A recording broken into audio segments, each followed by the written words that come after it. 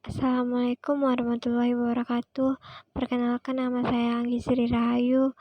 Saya dari jurusan Sosiologi di kelas Dasar Ilmu Politik Sosd. Di sini saya akan menjelaskan apa itu hubungan ilmu politik dengan ilmu lainnya. Nah, bahwa ilmu ini tidak bisa berdiri ya karena pasti dia memiliki hubungan-hubungan dengan ilmu lainnya, apalagi ilmu sosial dan atau ilmu sosiologi. Itu berkembang luar biasa seperti filsafat, dan kemudian keturunannya itu bermacam-macam.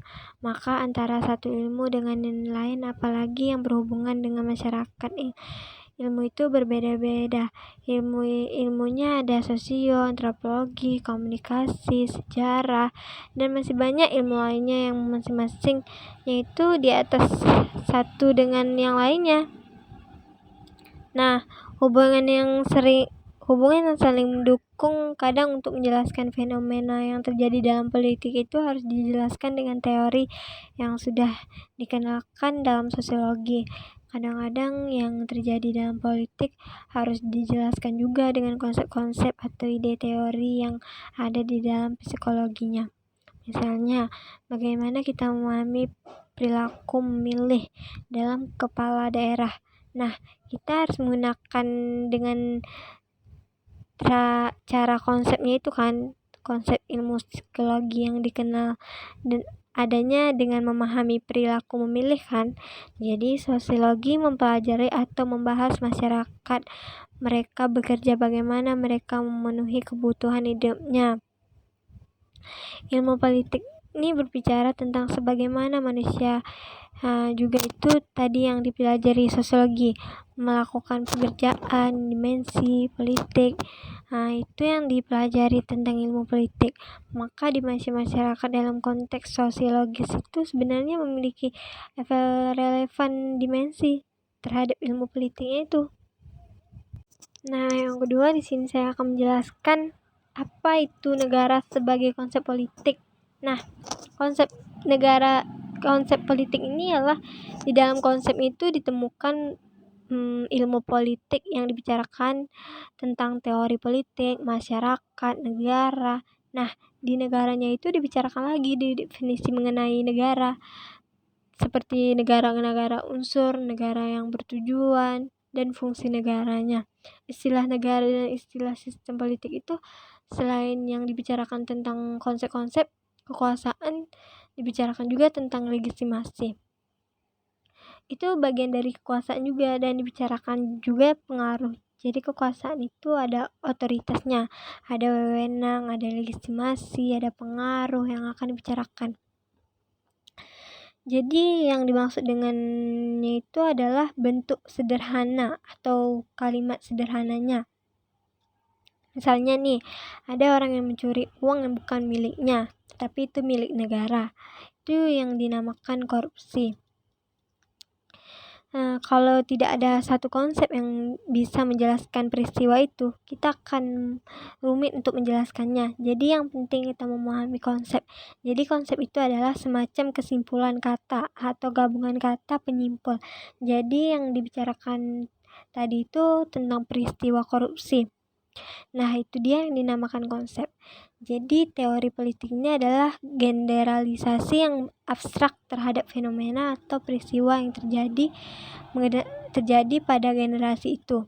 Ada kalimat pengumpul yang menjelaskan peristiwa yang rumit ke dalam bentuk yang lebih sistematis. Nah, yang keempat nih, saya akan menjelaskan bagaimana kebijakan dan pengambilan keputusan. Dalam pengambilan keputusan ini, itu biasanya diambil oleh pimpinan utama ya, atau kepala, karena ya ini berkaitan dengan kebijakan. Jadi dalam organisasi tersebut, dalam organisasi tersebut biasanya diambil secara umum ya, atau dikenal dengan 3 level. Ada level tipe utama, ada staff, ada bagian di bawahnya lagi. Dan staff ini pelaksana. Staff ini nggak perlu menghabiskan energi yang banyak atau sama sekali untuk berpikir. Perusahaan fokus berpikir kebijakan perusahaan, fokus ke kerjaannya masing-masing, karena ya bagian kebijakan nanti ada bagiannya masing-masing. Ketika staf memikirkan mengenai kebijakan mereka, energi mereka akan terkuras untuk berpikir banyak hal yang sedangkan pimpinan utama itu sangat dihindarkan untuk pekerjaan teknis. Kenapa? Karena fokusnya itu adalah merenungkan bagaimana kebijakannya itu diambil oleh perusahaan, oleh organisasi yang menantangnya ya, yang pengambilan keputusan itu dilakukan oleh pemimpin utama. Nah, yang kelima saya akan menjelaskan partai politik. Partai politik adalah sarana bagi warga negara untuk itu serta dalam pengelolaan negara. Partai politik ini juga merupakan penghubung antara rakyat dan pemerintah. Partai politik dimulai sejak lahirnya organisasi Budi Utomo pada tahun 1908, serta menjadi tonggak kebangkitan nasional yang diikuti dengan munculnya berbagai organisasi partai politik.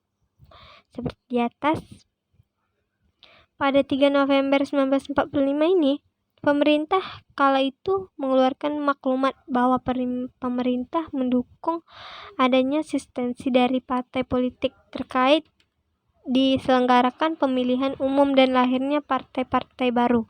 Dengan adanya partai politik, aspirasi yang berbeda dijadikan pemikiran program sistematis dan teratur untuk diperjuangkan